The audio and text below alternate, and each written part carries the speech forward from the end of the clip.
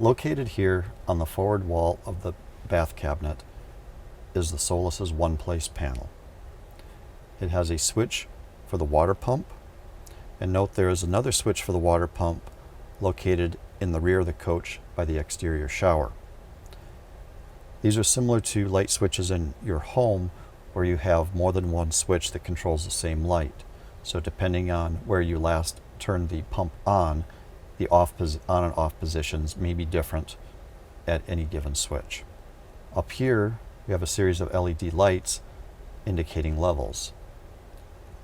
To read the levels, depress the buttons here for the coach battery level. And note these are the house batteries, not the battery used to start the coach, or start the coach's engine. Have another button for the gray waste tank. That's the one that you dump from outside.